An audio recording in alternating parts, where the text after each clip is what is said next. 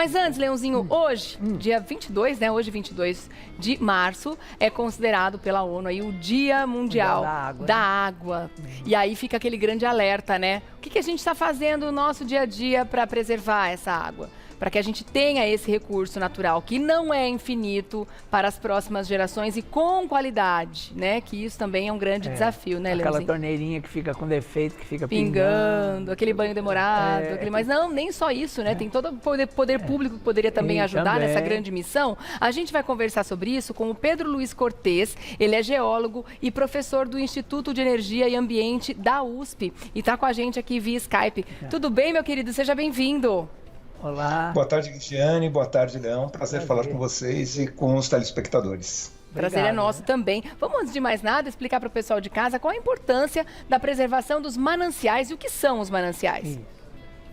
Bom, os mananciais são as represas que nós temos e que guardam a água que nós vamos utilizar ao longo dos próximos meses, né? Então, a preservação dos mananciais, basicamente, consiste na preservação do entorno deles, né, da mata, boa parte, no caso de São Paulo, da Mata Atlântica, que fica no redor, né, desses mananciais, de tal forma que esses mananciais eles fiquem ambientalmente saudáveis. E quando você tem o manancial, a gente pode fazer uma comparação com uma pessoa. Uma pessoa saudável, ela tem muito mais facilidade em enfrentar problemas, né? E o manancial, se ele estiver bem preservado, o entorno dele estiver com a mata preservada, se ele não estiver poluído, no caso de uma seca prolongada, ele tem muito mais condições de resistir, de manter o nível d'água adequado. Então, ele supera com maior facilidade esses desafios que muitas vezes a natureza impõe.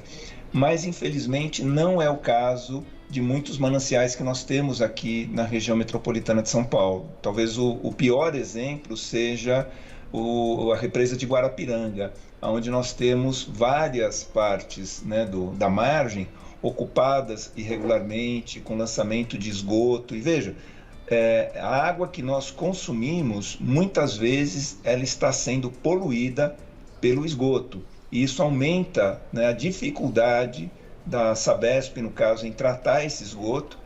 E para quem mora na Zona Sul, eu sou uma pessoa que mora na Zona Sul, eu sofro desse problema. Eu falo que a gente recebe, principalmente na época do calor, uma água saborizada, né? Ela vem com certo gosto amargo por conta exatamente da proliferação de algas na superfície em decorrência do lançamento de esgoto. Então, a preservação dos mananciais, na prática, a gente preservar as represas aonde está a água que nós vamos utilizar nos próximos meses. Ô Pedro, e a gente tem, tem chovido muito aqui, a gente tem visto aí números assustadores de milímetros de água aí, né? E tal. Como é que estão os reservatórios? Porque a gente sempre, parece que não bate uma coisa com a outra, né? Chove muito, mas os reservatórios continuam baixos, né? Tem chovido muito, Leão, em São Paulo. Mas até uma explicação fácil para isso, às vezes as pessoas perguntam, mas como chove em São Paulo e, por exemplo, não chove no Sistema Cantareira, né? O Sistema Cantareira, ele fechou o verão, né, que terminou agora no dia 20, com 17%, volume de chuva foi 17% abaixo do normal. O Sistema Alto Tietê também, que é um sistema importante, está com chuvas abaixo da média.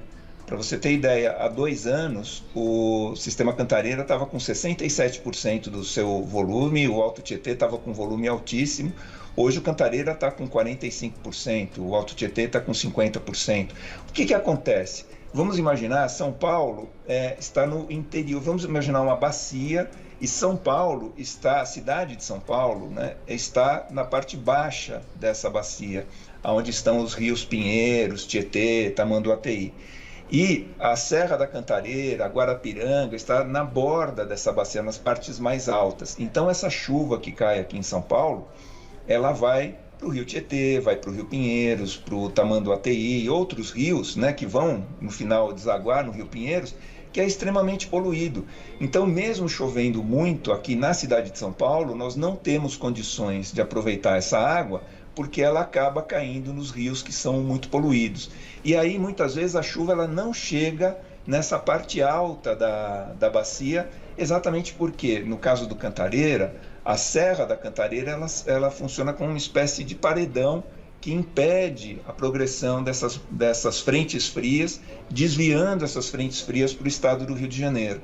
Então, não é de se espantar que o sistema Cantareira ele tenha ficado com chuvas abaixo da média, mesmo a gente enfrentando chuvas importantes aqui em São Paulo. Mas aí uma ressalva, nós tivemos muita chuva em janeiro, fevereiro foi um mês muito seco e as chuvas voltaram agora em março. Esse tipo de oscilação, chove muito num mês, o outro fica muito seco, aí volta a chover, esse é um dos sintomas das mudanças climáticas. Isso já estava previsto nos relatórios do painel intergovernamental de mudanças climáticas, que é o painel da ONU que estuda essas mudanças, né? Esses eventos extremos. Ora, a gente tem muita chuva, e às vezes uma chuva muito localizada, e também uma chuva muito forte durante um curto período, e depois nós temos uma seca prolongada. Isso é muito ruim, porque o que a gente precisa é de uma chuva bem distribuída. Não adianta chover muito e depois a gente passa um mês sem ter qualquer chuva, né? O ano passado foi assim, foi um ano muito seco. Infelizmente, esse ano vai continuar sendo assim, pelo menos até o final do ano. Por isso que a gente fica com essa sensação, né? Nossa, mas está chovendo tanto, a gente continua falando em crise hídrica, em bandeira vermelha, na hora da geração de energia, etc, né? Agora, quais são as principais agressões que os mananciais sofrem? Você comentou sobre desmatamento, ocupação irregular. A gente pode culpabilizar ou responsabilizar a ação humana, né? Por isso, basicamente. Sim. Nós temos o desmatamento, nós temos a ocupação irregular das bordas, das margens dos mananciais, e não é só habitações populares. Nós temos, por vezes, condomínios que utilizam essas áreas, né? Às vezes você tem lá uma área que ela fica desmatada, você coloca um gramado, algumas árvores, acreditando que tudo está normal. Não, não está, né? Nós precisamos da mata nativa, nós precisamos das árvores que ali estavam, porque senão o que acontece? Quando você tem uma chuva muito forte, essa chuva ela bate no solo, se não tiver nenhuma proteção, ela vai levando partes do solo, areia, tal, para o interior desses reservatórios. Então esses reservatórios, com o tempo, eles ficam o que a gente chama, né, tecnicamente, assoreados. Eles ficam com muito sedimento, com muita terra, com muita areia, e isso reduz a capacidade de armazenamento. Então nós temos ocupação irregular, desmatamento, poluição, lançamento de poluentes. São esses as principais agressões que os nossos mananciais têm sofrido ao longo de vários anos. E o que o poder público poderia fazer e que não faz, nesse sentido, para melhorar essa situação em geral? Basicamente, Leão, seria fiscalizar. Né? Fiscalizar e exercer o poder que tem, ou seja, impedir a ocupação ilegal. No caso, né, eu sempre digo, as pessoas que moram, as pessoas humildes que moram, né, no entorno dessas represas, elas não vão para lá porque acham isso agradável, porque na verdade elas estão ocupando áreas que não têm qualquer tipo de infraestrutura, não tem água, não tem coleta de esgoto, muitas vezes não tem energia elétrica, né? Então elas vão por falta de opção. Então nós precisamos ter uma política habitacional pública, não só aqui em São Paulo, mas no Brasil como um todo, para oferecer opções dignas para essas pessoas. Não basta simplesmente ir lá e falar assim, não, saiam daqui e pronto, né? Essas pessoas vão mudar para algum outro lugar também que não é adequado. E esses condomínios de alto padrão que se instalam muitas vezes no entorno aí do sistema Cantareira, né, eles precisam ser autuados e forçosamente recompor a mata nativa que estava presente ali, que foi muitas vezes retirada. Então, fiscalização, é preciso fiscalização, porque, veja, nós estamos sempre discutindo a questão da água, né? Da possibilidade de faltar água, da possibilidade de enfrentarmos aí crises de abastecimento e tal. Então, é necessário realmente que a gente tome uma providência, que o poder público exerça a fiscalização e do nosso lado, nós que estamos na ponta da linha, que a gente economize. Vocês estavam falando um pouco antes de eu entrar no ar, o Leão Lobo falou, aquela torneira que fica pingando, né? O banho demorado, né? Até eu dou uma sugestão para as pessoas. Todo celular tem um cronômetro, obviamente você não vai entrar com o celular embaixo do chuveiro, mas assim que você for entrar, aciona o cronômetro, toma o seu banho e no final você vê quanto tempo você gastou.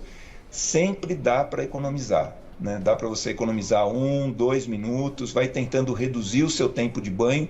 Com isso, você vai fazer duas coisas muito legais. Você vai economizar dinheiro e você vai reduzir o seu consumo de água, que é muito importante para a população como um todo, né? Porque a gente não tem água sobrando, a gente não tem água para sair gastando. E uma outra dica importantíssima: não lavem calçada com a água fornecida pela Sabesp. A água fornecida pela Sabesp tem altíssima qualidade, é uma água produzida para a gente, tratada para a gente consumir, para a gente beber, preparar nossos alimentos e tal. Não é uma água para a gente desperdiçar lavando calçada. Quer lavar calçada? Pega a água do enxágue da máquina de lavar, quem tem máquina de lavar, pega essa água do enxágue, né, do final, põe num balde e usa esse balde para lavar a calçada se a pessoa achar isso necessário. Mas, por favor, não utilizem essa água tratada da Sabesp, porque isso vai fazer falta. Infelizmente, eu tenho visto pessoas ainda fazendo isso, né? Parece que nem todos aprenderam as lições aí da última crise hídrica. Da pergunta do Leão com relação ao poder público, era só que eles fizessem fazer valer a lei, né? Porque a lei diz, né, sobre a preservação, Mas né? aí eu fiquei pensando, né? Você tira essas pessoas daí. Se você não colocá-las em local adequado, né? Claro. Elas vão para outro local inadequado, como você falou. Exato. Então, quer dizer, não é só fiscalizar, quer dizer, é direcionar também essas pessoas para locais, né, e dar moradia para essas pessoas. Exatamente, como o professor disse. O que é muito complicado. Então a gente vai ficando pensando que é uma coisa que insolúvel. Insolúvel, né? Que seria o ideal, mas que realmente isso não vai acabar não acontecendo e infelizmente a gente vai enfrentar situações gravíssimas no futuro. Agora, você comentou com relação à qualidade da água, professor. A gente realmente pode confiar na qualidade dessa água que chega na nossa torneira? Pode confiar, sim. A água tem uma excelente qualidade, a Sabesp ela adota padrões internacionais. O que muitas vezes compromete a qualidade da água é a caixa d'água que a gente tem. Se a gente não limpar a caixa d'água, se a gente não olhar a situação da caixa d'água, realmente a gente pode estar armazenando a água de uma maneira muito inadequada. Então é importante ver se a caixa está bem vedada. Isso vai evitar a entrada de insetos, a entrada de ratos, de pássaros que podem, né? Às vezes a caixa está destampada, os bichinhos vão lá beber água, né? Você pode ter, às vezes, folhas que caem. Então é muito importante ver se a caixa está bem fechada e está limpa. E periodicamente fazer essa limpeza. Porque a água que a Sabesp fornece, estava brincando que eu falo que eu recebo uma água saborizada. Apesar disso, é uma água de excelente qualidade. Agora, a partir do momento que ela entra na nossa casa, no nosso edifício, é muito importante que ela seja armazenada de maneira adequada. Existe uma manutenção que a gente tem que fazer também, né? Das caixas, dos edifícios e Exato, tudo mais, né? para esse cuidado. Agora, professor, o que a gente pode esperar no futuro próximo aí? A gente pode pensar em enfrentar novamente uma crise hídrica nesse inverno? Porque agora, teoricamente, são as últimas águas em grande volume que o ano oferece para a gente, né?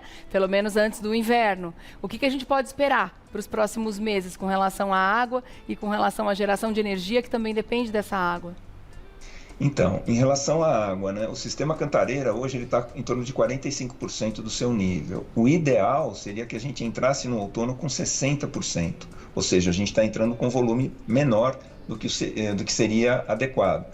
E a possibilidade é que ele chegue no final do ano com nível muito baixo, porque nós consumimos cerca de 25% a 30% do Cantareira, do volume dele, durante esse período de outono, inverno, até o início das chuvas, que esse ano tendem a demorar, porque vai ser um período muito seco. Certo. Então, vamos imaginar o seguinte, a gente entra com 45% e gasta 30%, nós vamos chegar no final do ano com 15%. E se as chuvas não forem suficientes, realmente a gente pode ter problema. Bom, o sistema Alto Tietê também não está numa situação tão favorável. Tá. Então, o conselho, economizar água. É isso aí, vamos todos fazer a nossa parte. Obrigada, professor Pedro Luiz Cortes, que é geólogo e professor do Instituto de Energia e Ambiente da USP. Vou deixar aqui o canal do YouTube para o pessoal se informar ainda mais. O ambiente é o nosso meio. O ambiente é o nosso meio, com certeza, muito conteúdo bacana para a gente conferir. Professor. Obrigada, professor. Até a próxima, viu? Eu que agradeço. Um abraço a todos. Abraço.